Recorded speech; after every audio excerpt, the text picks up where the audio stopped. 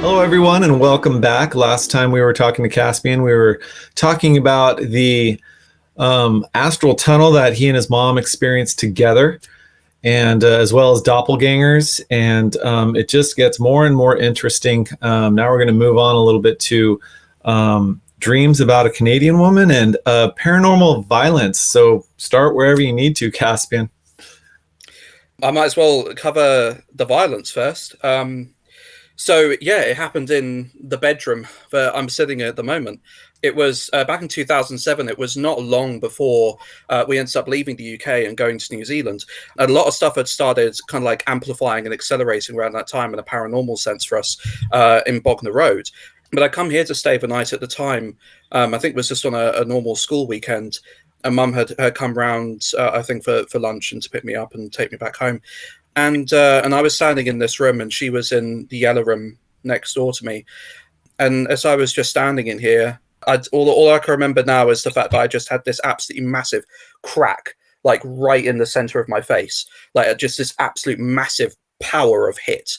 And I cried out really, really loudly because it was more surprise than pain. But Mum came rushing into the room to see what had happened.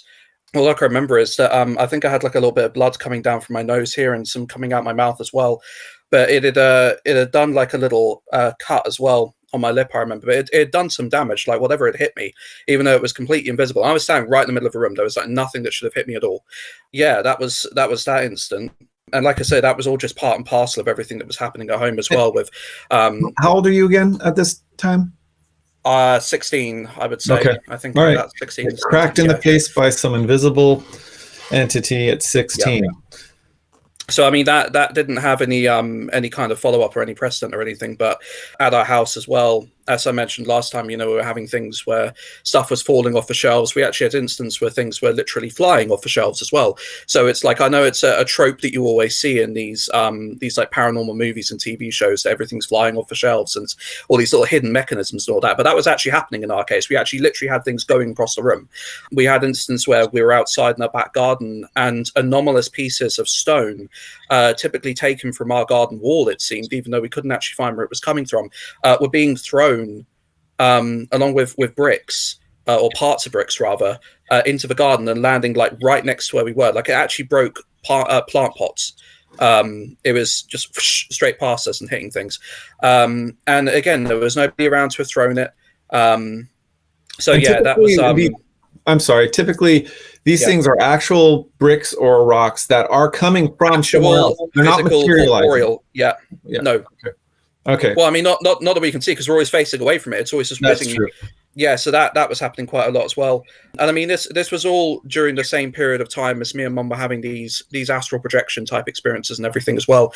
So, Mum, what's interesting is that I recall this being about 2006 that I began having what I said to my case investigator was like these flashes of memory, these overwhelming like memories. Mum, she kind of variably remembers it. It might be 2006 in her memory, or it might be when I was 10 years old, because she's sure that she remembers me talking about this when I was much younger. But the earliest I can remember is about 2006, 2007. So what was happening was that I was continuously having these dreams. In some cases, it was pretty much night after night. I would keep on having these dreams where I was going to this place, and like the closest I can find to it is maybe Norway or something like that, where it was these huge pine forests. It was a kind of like craggy, rocky, mountainous area. I distinctly recall that there's this valley, like where there's one that's slightly higher on this side and there's one that's slightly lower on this side, and there's this valley filled with trees coming between it and this like river that's meandering through. And I kept on seeing this all the time. There was another scene where there was this very tall cell phone tower that was standing amidst a sort of like open crop of trees, pine and cedar type trees, conifer trees rather than cedars. Just general things like that. An iced over lake as well, like a small lake. And I mean, this all seems perfectly mundane things to be dreaming about, but the issue was that none of it actually felt like a dream. Every single time that I was having these dream experiences, I felt as if I was there, and it felt as if I had been there a lot of times before, a long time ago. Like it literally felt to me as if this was old an old home, as if I'd come home somehow, like my heart cleaved to it. But of course, I'd never been like anywhere like that in my life. I'd only been to Wales and to France to see Paris and things like that. So I'd never been anywhere like this.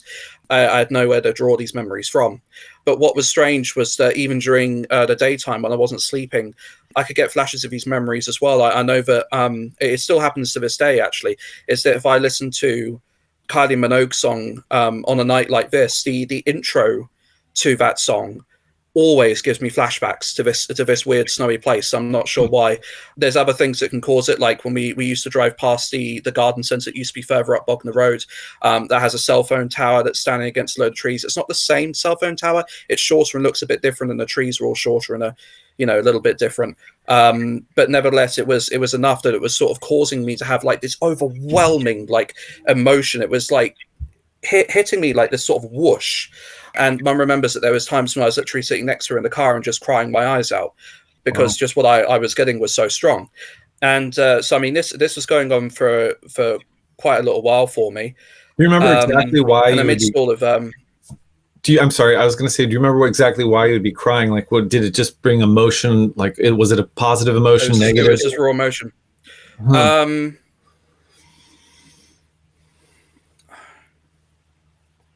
It's a weird emotion to describe. It's like a combination of help me, something's wrong, homesickness, and sadness all together. Yeah, that's what I was kind of feeling, because if you felt like you were there before, and it was kind of like a home that you were harkening back to, that it was a place you wanted to be badly. Yeah. So that's okay. Go on. Sorry. Yeah, that's okay. So it wasn't very long after that when I had my first dream in which, again, another dream that was very lucid in nature, but in this instance, it felt as though I was awake while I was asleep. I remember that I was standing in this sort of space that was just completely white. There was nothing, like no ceiling, no floor, just complete whiteness around me. And there was this girl who was standing far across from me, and she had her back turned to me at first. And then she turned around and she let out this little, "Oh!" Like she was completely surprised to see me there. And this was the beginning of, I think it was like about a decade. It was just years and years of these continuous dream encounters with this girl that I had never met. But the weird thing was that, again, it's like the interesting contrast was that when I woke up, my waking reality did not feel as real as her. She felt, and the way I describe it is literally more real than real. And the interesting thing is that the more experiences that I was having with her, the more it became like patently obvious that she is her own mind. She is her own person. She's an actual person who somehow I'm sharing dreams with, who happens to be in the same dream space as me. And sometimes I was coming into her dreams, which I had no context for the things that she was dreaming about. Sometimes she was coming into mine, and I was having to try and explain to her, like, yeah, this is the dream we're in. So, I mean, it was utterly bizarre. We became friends quite quickly. And I remember her incredibly clearly because she barely changed. Obviously, she grew older over time as we were, just as I did, as we were dreaming together. But she didn't change awfully much. It was only really the length of her hair and a slight change in hairstyle that was changing about her. But she had this beautiful, like, pale blonde hair, these sort of green blue eyes, and just incredibly, like, ethereal, elven almost features to her.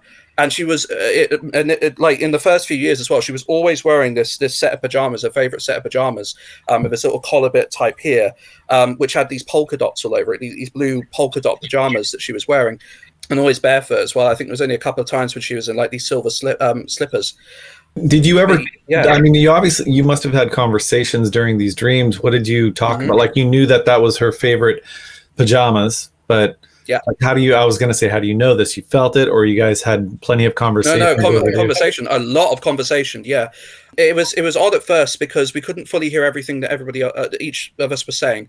So we'd be saying things. It's like she was trying to tell me things, and sometimes it was coming out, and it would come out that way for the both of us. And we were having to try and push past that and try and understand what each other was saying. But we were making out enough bits and pieces that we could string things together over subsequent dream experiences. We both remembered what had been discussed before, and we're telling each other about our daily lives that we were having, about our families. And I learned quite a lot of information about her, because at first, for the first few years, she didn't actually tell me where she had come from. I think I'd only mentioned once that I came from England, but she had a very strange accent that I couldn't quite place, because I hadn't heard anybody's accent like that before. And Mum remembers at the time that we were trying to work out, because I was trying to imitate it and failing, but I was trying to imitate what her voice sounded like so we could work it out. It wasn't until like many years later that I finally worked out that a lot of the language she was using at the time was Canadian, and that she had a Canadian type accent. And she eventually managed to explain to me she came from the Northwest Territories, up the Mackenzie River. There was somewhere along that a fort or something, some place with that name. And I had a little diary at the time, this dark blue covered diary, in which I was writing like all of our adventures that we were having together, like all of these quotes from her, like drawing things that had happened. And it's gone now. We can't find it. We've looked everywhere. It's not anywhere in the house it should be. It's not in the storage crate. I haven't been able to find it anywhere. And Mum distinctly remembers, because I had this thing for I think like 11 years. I had this book and was writing in it, and it's disappeared into thin air. Yeah, I've just had to do my best to kind of just write down what I've got in terms of memories of this, and in terms of some of the things that she said over the years. But yeah, and so I also managed to glean from her that her name was Laura. I think it was her middle name was Amy Wells. That might have been part of her mother's name as well. I think her mother's name was Amy. And what we had in common was the fact that our dads had both left us when we were young. So both of us could relate to each other in that sense. But she was just saying about how where she lived, like there was barely anybody her age, and it was quite a boring life. She mostly liked to just go out into the forest behind where she lived and go down to the nearby river and such, and take walks through that. I know that she was close to I can't remember what it's called, but there's this beautiful like Mountainous National Park that's across from where she was. And she always like used to like going to a place where she could see that. I don't know how far she had to go for that, but she always talked about that. What's amazing is the way you're talking about her is this was real. I know that you're saying for you it was real. If, other people watching this are like, well, it was a dream. Obviously it was a dream, but it was a very detailed dream. Actually, I think you have more to say about how real it was later, so I'll let you finish. That's okay. Sorry. No, it's fine. I remember she explained to me at one point as well that before she'd met me, she'd had this strange incident actually where she was walking down one of the trails that she liked to walk, and she saw this weird sort of clouds that was floating on the path just up ahead of her, and she described it as being like this sort of billowing silverish cloud with these silver sparkles inside. And she says she was approaching it, she tripped and fell over, and when she picked herself back up again, the cloud had gone, and she thought that must have had something to do with her ability to be able to meet me. But of course, neither one of us knew which one was real. So in her mind, was I real? And in my mind, was she real? So we got to this point where I wanted to go on a trip to Canada because I wanted to be able to go out there and meet her and actually, all this sort of thing. Sadly, we never managed to get the money together for it. And the problem with that was that it wouldn't just be me going, it would have to be Mum going as well, and my little siblings and everything. So, and she was quite poor as it was. Like we were trying to work out ways to meet halfway and everything, but we just never got around to it, which was incredibly sad. But so we were having these experiences together for a long time, and it eventually got to a point where we worked out that we didn't actually have to be in dreams, because a lot of what I was having was like these nightmares where she was trying to teach me, trying to advise me on the fact that we don't actually have to run away from these monsters and nightmares. Like no more need to run away. You can just stand and face these things, and everything will just stop. But what we eventually worked out was that we could actually stop dreams and step out of them.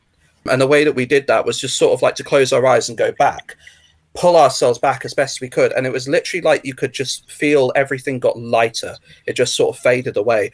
And it was really interesting because what you normally experience in a dream is you think you're in a 3-dimensional environment and you think that everything is going on around you is sort of a real world, but it's not. The only thing that's happening is what you can see, like tunnel vision focus. And when you actually step out of a dream that you're in, it's like these thin, like narrow strips, like a movie strip. I can't remember what it's called, but it's like that, but thin, and it's like light in the middle, and then a streak of dark, and then a streak of light, and a streak of dark, and it's like in these long things going down into, you know, basically the horizon. And it's only if you really focus on them that you begin to realize that what you're seeing is a sequence of pictures, and that a lot of what is around you is faded out. Like the faces are completely faded out. The people aren't fully rendered. You know, everything's not quite real. But of course, she remained so even despite that. I remember that at one point, I think this is after we'd gone to New Zealand, though, Mum had actually brought out her crystal pendulum again one last time to try and find out some information about her. But sadly, we didn't get any results. It wasn't complying. Yeah, it was a bum. We couldn't get anything on that front. When you two were talking about monsters and you didn't have to run away from monsters and so forth, did this happen while you two were talking and suddenly you both dream the same monster? Or explain a little bit about the detail about learning how to run away from the monster. So when you fall asleep. When you fall asleep, you're normally not aware of the initial transition that takes you into the dream that you're in.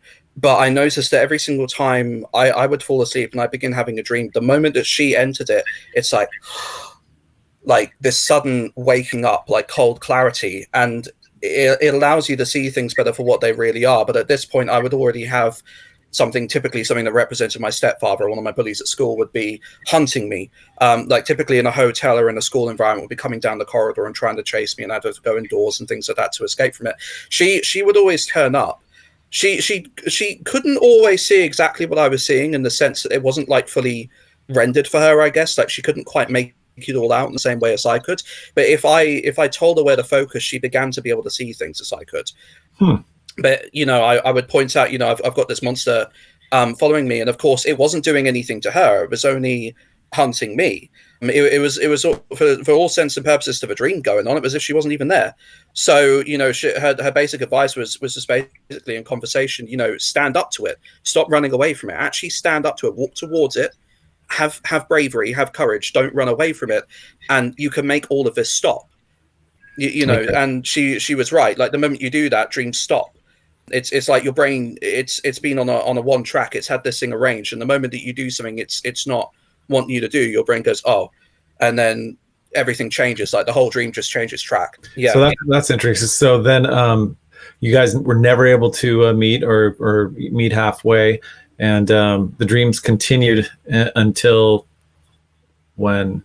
2016, just after my birthday, and this was It was the last time I saw her. It was a hard couple of months leading up to that. I'd only had a couple of experiences with her during that time, and I didn't often have those periods where there was not that much meeting with her. It was something I'd grown used to, but I had noticed that she'd begun to change a bit.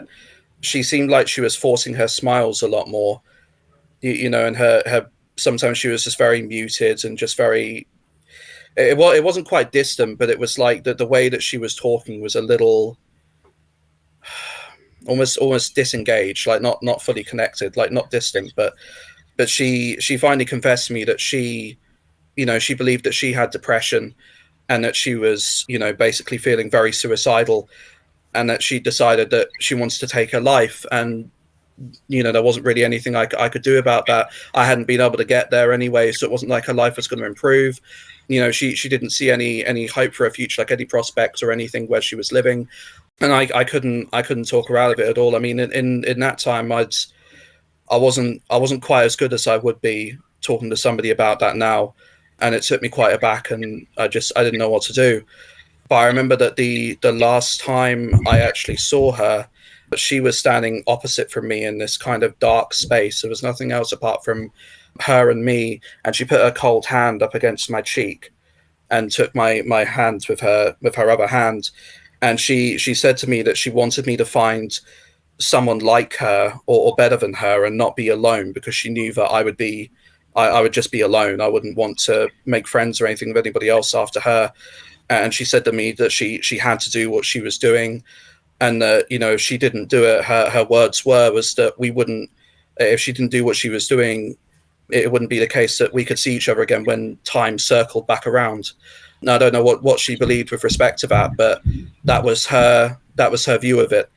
We had a I won't go into all of the conversation. I can remember quite a lot of it quite clearly, but she had she had this conversation with me, and then her hand left my cheek and her other hand left mine, and she just disappeared, and then everything was darkness. And after that I woke up, and it wasn't long after that that I had this dream where I was out in the sort of environment that she described, out in the forest, and I died of exposure because I'd gone out there naked, and it was incredibly cold. And I remember she told me that you could get, like, I think it was -40 or something temperatures where she was sometimes. Wow. Like in winter it was, and that was what she said she wants to do. She wants to go out and die in nature where she felt she belonged. And I had this dream where it's like I experienced myself succumbing to that, like, horrible stinging sleep. But it kind of it was stinging and wretched at first and just absolutely horrible, and then it just kind of numbed and I just went to sleep. But I knew that I was dead, and I it's like I knew inside my heart, inside my soul, that was how she died, that she was gone. And since then I've vowed in myself that someday when I can, I am going to go to Canada, to where it was that she lived, and find her, find her grave or find her mum, and say, hey, you probably heard my name but never saw a picture. I'm Caspian. It's lovely to meet you at last, and talk with her about her daughter, and have you tried to do any searches online just to see if someone existed like that? I have. It is incredibly difficult. Mum has tried doing it as well. It is incredibly difficult. I've been trying to find obituaries and things. Like, the problem is that in the area where she lived, there's quite a few Lauras, and there's a few of them that are around her age. So it's hard to pinpoint exactly which one is her. So I mean, but the only thing I've got to go off is her descriptions of where it was that she lived to try and find it. But yeah, so one day I will, to the best of my ability, be going out there and doing my best to find her, to have that closure myself.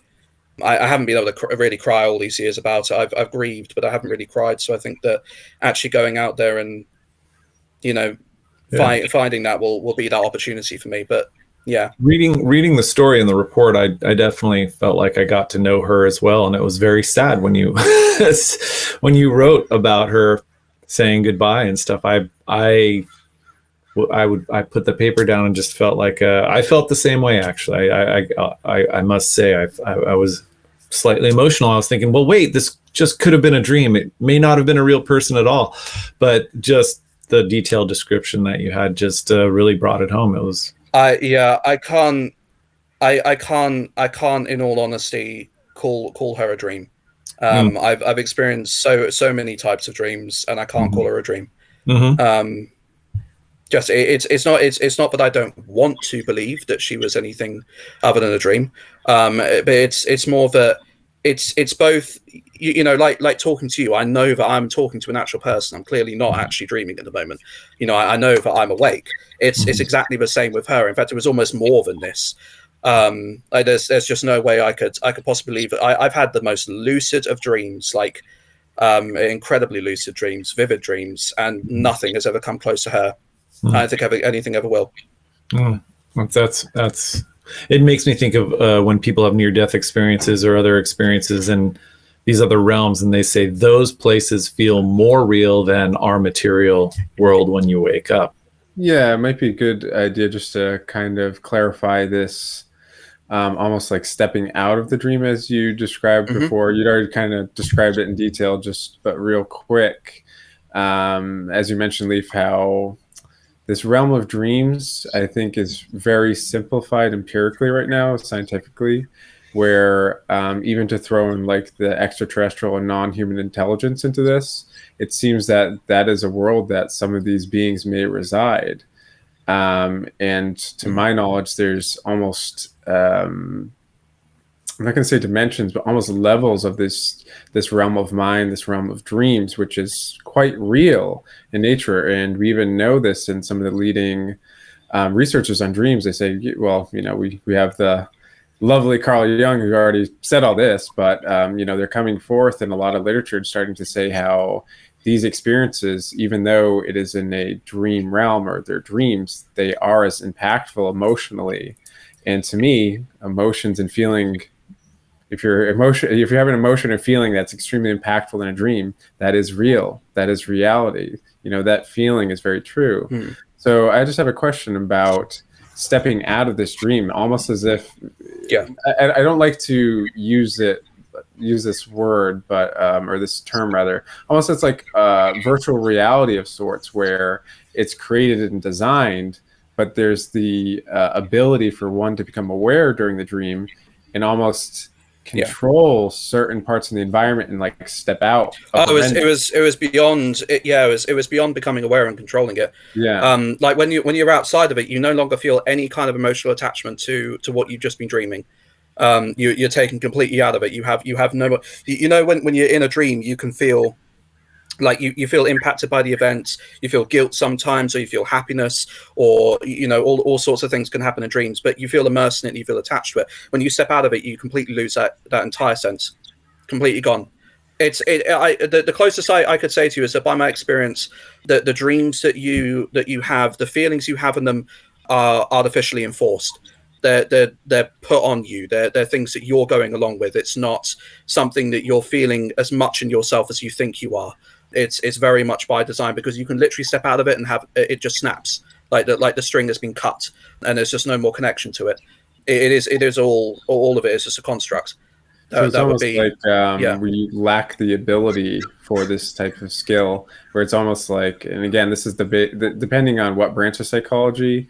It's debatable if we even have an unconscious. Like that's a scary word for some branch of psychology, which I firmly believe there is an unconscious, but it depends how you define it.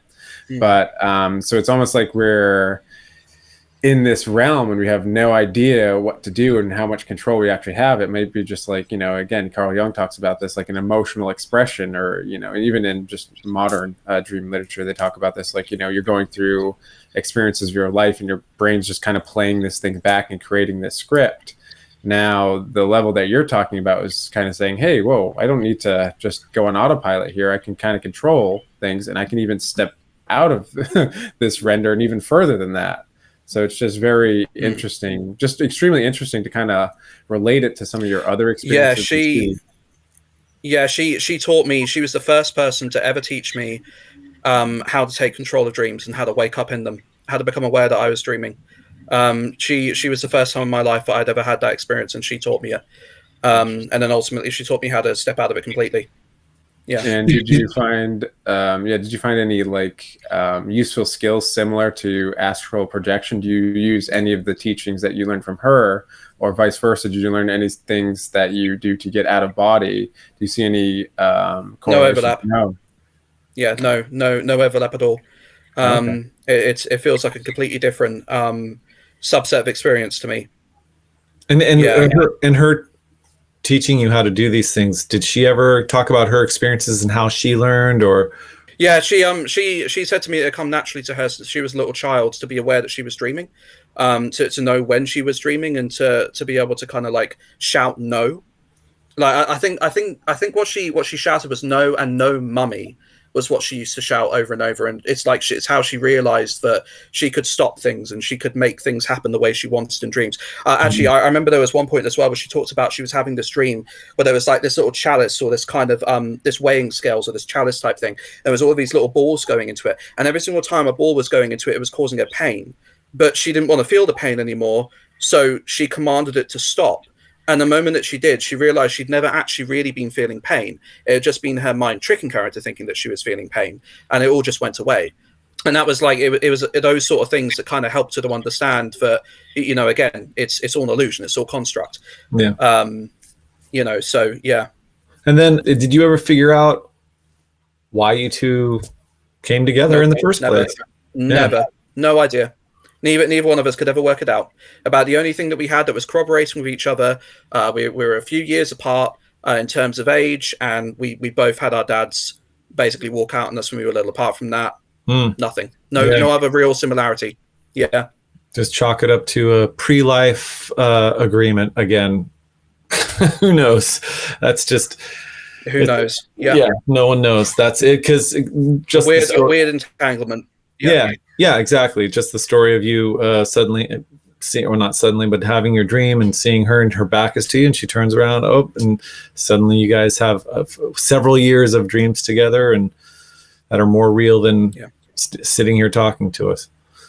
Okay, well, moving on. One of the things I do want you to talk about is trying to keep evidence around of the things that are happening around you and your mom, and things just keep disappearing like your dream log. It's not just me, and it's not just mum. This has happened to all 5 of us, me, my mum, my stepfather, my little siblings as well. We've all had instances where things just randomly disappear, and typically it is anything that has to do with like if mum, we'll get to this eventually in one of our interviews, but in 2012 when mum saw her first UFOs, she managed to take some pretty good pictures of them on her phone at the time. Totally gone. Completely gone. Like the moment we were trying to write any of our experiences down, mum does this all the time now. She's religious with it. She will immediately go and just straight up type whatever dreams or experiences she has, try and make records of them. It doesn't matter if we print them. It doesn't matter if we put them on CDs. It doesn't matter if we put them on USB sticks. It doesn't matter if we shove them in a hard drive. It doesn't matter what we do. They always have a way, these things, of either the pictures become corrupted and it's all completely black, or you can't even open it anymore, or the documents delete themselves, or the pictures delete themselves, or books disappear. And it is incredibly frustrating. I was just going to say, it's funny seeing how frustrated you are about this. Yeah, you can just see the frustration on your face too. It's just we do this. That must be frustrating. And it's ridiculous because the one thing you want is to be able to have this evidence so you can say to people, look here, here you go. This is exactly what we're seeing. The only thing that I've been fortunate enough to keep, and God knows why this is the only thing I've got, is that one newsletter from Del Key, which has a picture of my doppelganger in, and I've still got my book that I've done of all of my little drawings and things over the years. Amazed that hasn't disappeared. I'm waiting for it to happen, and I told my case investigator that as well. He has it on record on audio, but I'm absolutely convinced that at some point when I send it to him, it's gonna disappear. So those are the only things that we've got left. And then the most recent pictures and videos that I've taken the stuff over this close. And by the way, I hasten to add that out of the ones that I've taken 14 different pictures. They're not very good ones, mind. Well, I've taken 14 different pictures of the UFOs that come over this close, and I've got 7 of them. And I haven't got a clue where the other ones are gone. They were in a folder on my computer. I know where they were. And I think it was like February this year, roundabout February this year, gone. Half of them are gone. I can't even find them. And they're no different to the other ones. I don't know why those ones would disappear. Like, why would you take those? Why would you just leave the others? It makes no sense. Right. It's so annoying. Yeah. Well, there you go. That's disappearing evidence right there. Frustrating as it may be. I would add as well, by the way, this is something that I think the case investigator that we've got, he's going to be making a 5th part. Mostly mum's experiences, and then if I manage to get hypnotic regression into the submersible experience, he's going to include that as well. But when it comes to mum's experiences, there's quite a few things that didn't get incorporated into the main report and would be better off in their own thing. One of those was the fact that around 2007, when all of this was happening as well, it's worth mentioning that it was the beginning of the ridiculous amount of interference we used to get whenever we were on phone calls. Like constantly we were getting these fuzzy lines. We'd have these stupid click and whirring sounds like somebody was doing a tape recorder. We'd be having conversations with somebody and it would just get interrupted by like this on the other end, and we're like, what? Who's connected? And this would be happening like all the time. Me and mum still have this problem whenever we're having conversations and we begin talking about this sort of stuff, immediately like the internet turns to crap. We're losing all of our call connection. We're having to restart again. And it's like we'll be on calls and we'll be getting these immensely loud screeching sounds will come through our headphones. And these other clicking sounds. It's just ridiculous. So yeah, all of that was happening as well. And you don't have any government listening to you for any reason, so it's just this phenomenon that just doesn't want you guys to talk about the experiences that they are causing. Makes sense. But screw them, because I'm talking about them now. There we go. So going forward to 2008, it's not worth really getting into the reason why it was we emigrated out to New Zealand. That I suppose that can be read about if people want to go and check out our report later. Mm-hmm. But so we emigrated out to New Zealand like late 2007, early 2008, and we moved to Devonport on the North Island in Auckland. And the first place we'd been living in on Hanlon Crescent was completely fine. I don't remember anything happening for like the 6 or 7 odd months that we were there. Mum, I think, remembers blue lights at one point in the kitchen, but she can't remember anything else. And I certainly didn't experience anything.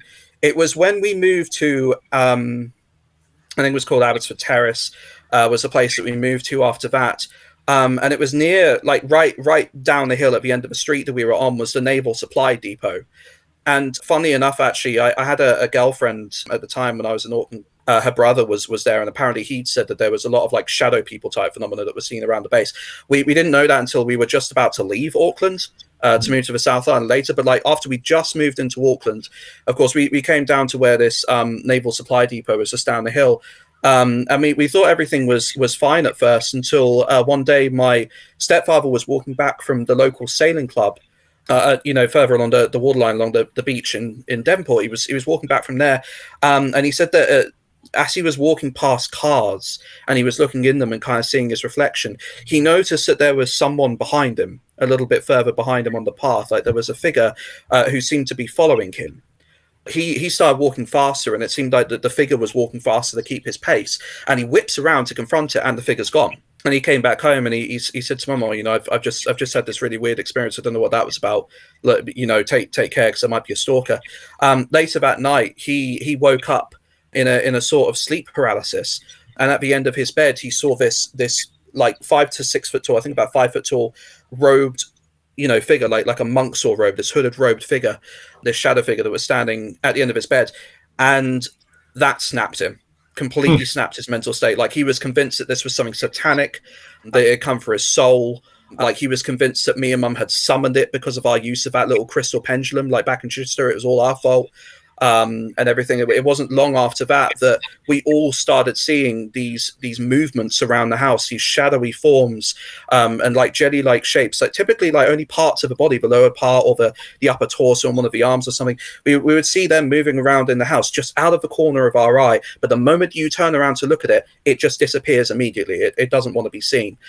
And of course, we weren't the only people who were seeing that. Just like when we were living back in the UK, my stepfather's brother's children, my step cousins, they were seeing it too, and that was incredibly perplexing to them because they're staunch atheist humanists. They do not believe in the paranormal. They've got no experience of this, but they were coming to our house, and apparently it was actually quite, particularly to my older cousin, it was quite alarming to him. It made him feel very unsettled to be seeing these weird shadowy figures. And apparently when he talked about it to my stepfather, he described the same thing, these hooded, robed, almost monk-like shadowy figures. But in his sight, they looked almost 7 foot tall. My little brother and sister in their bedroom also said that these figures about the height of my stepfather, so, over 6 foot, would come into their room and either stand at the door, and the moment that my little sister would hide herself under her bed and then look up, it would go away, and then she'd hide herself again. Or it would come and stand right between them, between their beds. And she said that sometimes, and my little brother corroborates this as well, that sometimes they had white eyes, like these round white eyes that flashed. So all of this sort of stuff was happening in the house. And this continued the entire time we were living there. So for atheists, I guess they couldn't say they were demons. What did they feel like? Did you ever hear them... okay. No theories, no ideas, just an experience they did not want, and they were very freaked out by it. Yeah, and they couldn't explain it. And for your stepdad, how was it of trying to? He was furious about it, like cold fury, because that you guys were not summoning anything, and we couldn't. His mind was made up. It was completely our fault in his mind. Like he became absolutely absurd. Like his behavior was just like abusive to the nth. And he got to the point where just like we couldn't talk about this stuff. Like even if something happened and we're all sitting in the same room, we've all seen it. We're not allowed to mention it. It's just it was actually frightening living under the same roof as him. He was just being just insane about it. But that wasn't the only thing that was happening in this property. We also had a weird thing where we couldn't stop stuff in our freezer from melting even during winter, because we were getting these extremely weird hotspots, these mobile hotspots, these localized things that would just be in some part of the room. It could be nowhere near a window. It could be nowhere near a radiator. It could have no discernible cause for the heat, but just the most obscene, oppressive level of heat, like horrible, like rake your skin, spiking, make you sweat. Horrible levels of just oppressive heat would just appear in these little bubbles and then move. They would just shift to different parts of the house. It was so bad when they appeared in the kitchen, and there's one part in front of the fridge and freezer, that it caused one side of the tabletop on the island in the middle of the kitchen to actually warp. Wow. It was actually warped with how hot it got. And it was visible, or it was just it was just an area that it was visible. It was like, heat waves coming up off the road. Yeah. So you could actually see where the heat was. Yeah. And it didn't matter what we did to try and cool down the house. You couldn't get rid of these hot spots. The rest of the house could be frigid, and you would still get just these random spots. On top of that as well, like our electronics just were going haywire. It's like when we would walk to our television in the living room, it would just go fuzzy static. You couldn't really hear anything. We'd walk away from it, it'd be absolutely fine. We'd come back, it'd be fuzzy static. My stepfather started having that thing again where he'd be walking under street lamps, and they'd be going out whenever he was walking under them, and then they'd switch back on when he walked back, and he could switch them off and switch them on and switch them off. All of this sort of thing. And we started getting electric shocks from things again, just random little things. We never quite managed to replicate the thing where you could touch the TV and switch it on and off, unfortunately. But what did happen was that our CD players kept on breaking. We had to go through multiple CD players and replace multiple CDs because they would constantly crackle, they would constantly go funny, they just wouldn't play, they'd skip, they'd just go completely ridiculous, break every single time, and we couldn't get them to stay fixed. Anywhere else it was fine. Did your stepfather's anger continue to get worse when the light thing kept happening? It would frustrate him. It only amplified it. It only made it 10 times worse. And because we have no control over any of this, so we can't help his moods. Yeah, all of that was going on. The Orbs came back as well. The same sort of ones that we've been seeing in Bognor Road. The only difference now was they were often a little bit bigger. So they're about my head size actually. Wow. A lot of the time. They would just do exactly the same thing of just sort of appearing out of thin air. They go across the room. Sometimes like right in front of your face as well. They would drift across like right in front of your face. Did you feel anything in that case? Nope, you didn't feel anything. They just sort of pass by. It's completely different. So you know how like you get floaters in your eyes, or you see they're sort of flashing things in spots and like you're tired or dizzy. Nothing like that. Absolutely nothing like that. And what was really weird was that whenever these things would appear, we were now starting to hear these sounds, kind of like a very low sound of a high-pitched whistling kettle. They were accompanying them like a kind of sound as they were going past, and as they were coming close to you. And it was really obviously agitating my stepfather, like he was doing this kind of like thing whenever they were in the room. And doing this thing, he was like tapping his foot and fiddling with his little thing on the back of his, like he was obviously like really unhappy with these things being around. There was one time as well where we were driving away from the house, and it literally came down our drive. In fact, I think there was 3 of them, but there was one big one and there was these 2 other small ones. One of them literally came out down the driveway and was following behind our car all the way down to the end of the street where we turned off in broad daylight in front of literally everybody, and 2 people that we went past on the street turned and looked. So we knew that other people could see these things. Nobody commented to us because we didn't really have a relationship with our neighbors. The nerve. But yeah. Broad daylight. Yeah. Broad daylight. They follow you. That's amazing. Yeah. It's just amazing. It continued even like when we were going to like motels or hotels or whatever, they could appear there too. It just seemed like wherever we went, they would follow. But whenever we were out, it wasn't the bigger ones. It was typically the little ones that followed us. So yeah, we had all of this sort of stuff going on, and it got to a point, of course, at the end of, towards the end of 2008, that the economy was tanking, it was going really bad. We couldn't afford to stay in Auckland anymore, so we decided to move down to Dunedin on the South Island. We thought it'd be more affordable there. We could have another restart at life kind of thing. But unfortunately, we let my stepfather choose which house we were going to move into first. He got us a dud. It was a total disaster. We lost money hand over foot. But we didn't really experience that much in that place. Mum can remember a lot more going on there than I can. But I would have to ask her specifically what it was that she remembered, because I can barely remember a thing. Again, it's that pattern. The first house you move into, not that much. Second one you go into, loads happened. Because the moment that we moved to Manchester Street, a little bit further down in the Kaikoura Valley area, once we moved into our house there, everything just started up all over again. It was like amplified to the max. It was all the stuff in Bognor Road. It was all the stuff in Auckland. We had this thing where we could hear, like, the house is detached, by the way. You shouldn't be able to hear this at all. We would have this thing where we could hear people moving around in like the space above us, above the roof, you know, between the roof and the ceiling. We would have sounds of people moving about underneath the house, you know, knockings everywhere, all of the sort of doppelganger kind of noises and such returned around the house. Just all manner of things, orbs, the whole gamut, poltergeist, everything, all of it came back with a vengeance. The Dunedin experience? Yep. Okay. Because you say the doppelgangers return. Yep. And the actual doppelgangers too, not just the sound. For the first time since we'd left England, it started with Mum, actually, because she just started. She just got a job at a local school in Dunedin. She'd got a job there as a teacher aide, and she'd only been there for a little while when she'd had to be off sick. Again, it's that whole pattern of, you know, being off sick and the doppelganger appears. And in this instance, Mum's doppelganger had appeared, had gone into the principal's office at the school, had apparently just straight walked in the room, demanded a pay rise, and before the principal could even reply, just turns and leaves, walks out, says nothing, turns and leaves. And they didn't see Mum for the rest of the day. But, you know, when Mum had come back after being sick and she'd returned, the principal confronts her on it, and she was like, you know, you were at home because you'd lost your voice. You'd completely lost your voice. When you were on the phone to us, you had no voice. But you had a really strong, perfect, clear voice when you came in and talked to me in the office and demanded a pay rise. What was that about?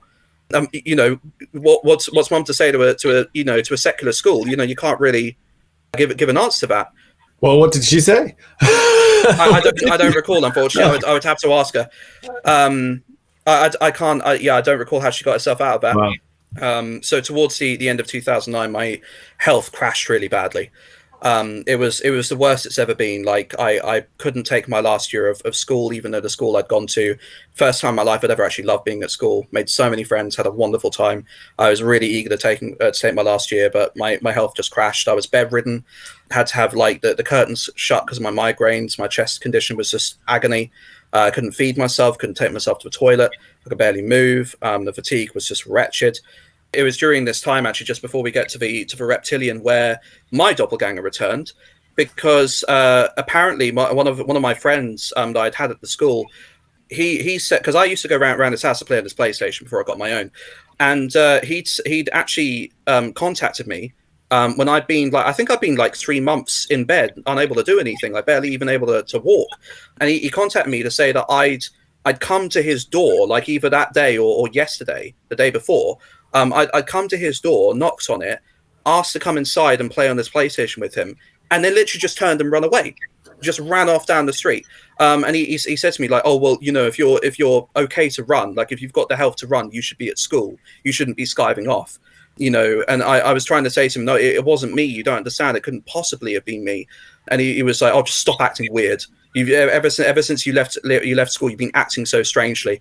I was like, what do you mean? I haven't even seen you. But apparently he'd seen me multiple times since I'd been off sick. And every single time he'd seen me, I'd been acting strange. I'd been acting weird. So, of course, yeah, that was the return of my doppelganger as well. But, yeah, so I was confined to bed into the start of 2010 after this. And did he ever believe you that you were in bed the whole time when you told him? He just, nope. Well, I mean, I don't know why anyone would believe you. Nope. Honestly, well, I mean, nope. Yep. No, we had no more friendship after that, and none of my other friends that I'd had at that school ever contacted me again either. Yeah, they all just dropped me. Yeah, I'd been in my bed for a while, like incredibly ill. My health was just getting worse and worse towards the start of 2010. But weirdly enough, like I wasn't having any sleep paralysis. I was barely even dreaming. Like I was falling asleep and I was so fatigued. I was having dreamless sleep night after night after night. But I was also waking up feeling as if I hadn't slept at all. But there was this one night where it was like I was woken up partway through the night. And I remember that clearly that standing at the end of my bed was this about 6 foot tall shadow with a slight craning at the top, almost flat craning at the top. And it was standing at the end of my bed. I can remember as it was standing there, I couldn't really make anything out other than just this sort of shadowy form, but it was making this sound at the end of my bed, but almost with this kind of sound in it as well, like almost like this, you know, like crocodiles or alligators make that kind of hissing sound. Yes. It was exactly like that. and it was standing in my bed, like making this sound.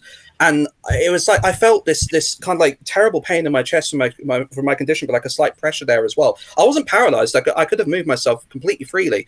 But I was having to fight through the sheer pain of trying to talk more than anything else. To shout at it to go away. And when I finally shouted at this thing to go away, it just disappeared and the sound stopped. And I went back to sleep. And it was either the following night or not long after. It was within the week. I woke up again, and once again, this thing is at the end of my bed. It's making exactly the same sound, but it's hitting this kind of this kind of like sound at the end of my bed. But I can actually see it this time. It's like this full reptilian is the only way to describe it. It is literally a mixture between the Vastatosaurus Rex in Peter Jackson's King Kong mixed with a human mixed with a crocodilian, with snake eyes. And with these black scales all over its body, like a black mamba snake, of all these different of sizes. It's got like the scoots on its neck and everything, like you see on crocodilians, and it was standing there at the end of my bed, and it was weird because at first I didn't notice it. It had this outfit on that it was wearing. It had kind of like this blue pullover, almost kind of like a jumper kind of type thing, a pullover. But I didn't notice it at first because all I could see was this kind of shadowy black form. But as it started coming around from the back of my bed and was coming around the side of my bed and approaching me, it reached out one of its hands, and its hand was weird because its fingers weren't all the same length. Its finger on the end here, its fifth finger, was shorter than the other ones, and then the fourth one was a little bit longer, and then these three were the longest, like eagle talons. And it reached towards my face and had this horrible, like, massive toothy grin across its face as it was reaching for me. And I could clearly see like this line of scales coming up its head and everything. And I noticed it had this blue outfit on, and as it was reaching towards my face, I just managed to yell at it, "Go away!" in the loudest voice I could, like, "Go away, go away!" like this kind of thing, trying to make it go away. And it immediately just disappeared into thin air. It's completely gone, like inches from my face. And it wasn't until many years later, I think it was 2018 or something, that this film came out in, was when Jurassic World Fallen Kingdom aired. And of course, for those who've seen the film, I won't give away any spoilers for those who haven't really, but there's a scene where there's this little girl who's lying in a bed, and this hybrid monster dinosaur, the Indoraptor, this black dinosaur, is reaching out its clawed hand towards her in the bed. And it said chills down me the moment I saw that, because I was like, oh my god, that is exactly what I experienced. They've even got like this black reptilian thing reaching towards a little child in their bed. That's crazy. So yeah, that's the closest I've ever seen. But of course, that was like 8 years or something after I'd had this experience. Now, I knew nothing about reptilians. Again, I've never read anything about it. I've never heard anything about it. I have no interest in ufology, any of this sort of stuff. So I have no idea that there's these, dinosauroid human type things. And that was the experience I had with that. And I was like, the weird thing is I adore reptiles with all my heart. I've got no fear of reptiles. Any reptile. Doesn't matter if it's venomous, doesn't matter if it's a crocodile. I've got no fear of a reptile. I love them. I have a huge respect for them. I've always loved them. This thing terrified me. I have never in my entire life ever, I underline that, I put that in bold, I underline that multiple times, italicize it. I have never in my entire life ever encountered anything as completely dripping with just sheer malevolence and sinister, sadistic nastiness as this thing. Like, it was palpable. And I was just so terrified of it. Could you describe the smile? Like the grin that Doom guy makes in the Doom games when he picks up a cool gun. That little sprite on the bottom where he does that kind of that grin when he picks up a weapon. Exactly like that. A grin across the mouth with shot. Can I display one? Yeah. Can I give it a ahead. shot? Yeah. So it's kind of freaky when I do it and see myself in the mirror, because most of my experiences with the ETs, or the non-human intelligence, I guess you could say, has been the reptilian in nature. Yeah. All right, so let me prep myself here. So generally, usually they'll tilt the head back, and to me, the smile really implies that I'm better than you, I am more powerful than you, and I know it. You should know it. That's why I'm doing this. And really, the thing that they, I guess you could say, like the most is having that strength over anything. It doesn't even matter if it's the strength over something small. They just, that's like their thing. They need the power, the ego. All right, so let's see if I can do it. Kind of creepy, but so they go like, kind of like that. Like that. Yeah. Yeah. Yeah. Very like that. Every reptilian I've experienced make that grin, and that grin is saying, "Ha, I'm better than you, and I'm not leaving because you're kicking me out. I'm leaving because I choose to leave." It's not like something I've ever practiced. I realized that like I've seen it, and like that's just how they do. And yeah, so really, to me, or to my knowledge, really the species is dying. So really, any type of encounter with a reptilian at this point in time is quite rare. The species is dying. And the one that you saw, Caspian, I think was most likely on payroll for something. He was in clothes and a suit. He was there for a reason. And I have one more question, but let me do the face first. All right. So it's like kind of like it is very like that. Yeah. Thank you for confirming that, Caspian. It's the thing that's so scary about them is like obviously just the energy they put out. There's nothing like it. The strength, the power, and it's all psychic energy too. Just that smile where it's like why are you doing that? Like I'm terrified. Why is that like pleasant for you? It's like somebody who it was the most sadistic smile they could have given. Yes, that's exactly it. And, yeah. It just. It's terrifying, but for some reason I can do it like nothing. But you do it pretty well. I mean that not that I disbelieve you, but that proves that you've had them do it. And just because you're able to put it off so well. Yeah, pretty much every reptilian has made that smile when they've interacted with me when they've left. Yeah, that's the end of every interaction has been that smile. So the draining. You said you felt like a pressure on your heart. Was that both nights or both interaction? Just that first night? It was mostly the first time. The second time I had pain in my chest, but not so much the pressure. It was a little bit easier to cry out the second night than it was the first. Yeah, but it wasn't like you know how in sleep paralysis sometimes you have like that very weighty kind of pressure on you. It was nothing like that. It was very much more sort of like. The closest I can describe to it is almost like your chest tightening because there's been a lot of dry ice, and because you're asthmatic, your chest tightens up, that kind of thing. But combine that with the chest condition I already had and the pain of that, it was a hugely unpleasant experience. It was making it hard to breathe in deep enough to really get out the kind of sound I wanted to get out. Yeah, I know exactly the exact feeling that you're talking about. And like, I don't really have any health conditions at all, no asthma, nothing like that. But the feeling you described, and to me, that's you're getting drained energetically. And again, I associate that with a specific chakra. So for some reason, they were draining your emotional energy specifically for whatever reason that may be. But yeah, I know that exact feeling. Also, I was just going to add a couple of things actually about that experience. So the first thing was that afterwards, Mum remembers as well that I was sleeping in the living room for months. I just wouldn't go back to my room. She had to move me to the living room. I didn't want to go anywhere near that end of the house. And the second thing as well was to note that this was also the first instance I ever had in which I saw a euthanaut that was wearing blue. Before then in my life, I'd never seen that. So this is where that all sort of started for me, and that was a trend that would continue afterwards quite a lot. That was just the two things I wanted to add. Yeah. I think all three of us are wearing blue right now. Which shades of blue? Yeah. I was going to say that we're at the end of our time right now, so I guess we can end on the reptilian here, unless there's anything else to add. Anyone? I think that's really, you can't. The reptilian species are really the reptilian archetype. I think is probably a better word for it, is something that's very, I guess you could say, controversial. But at the end, the archetype is ingrained in our civilization. Whether you believe it or not, it's there, it's present.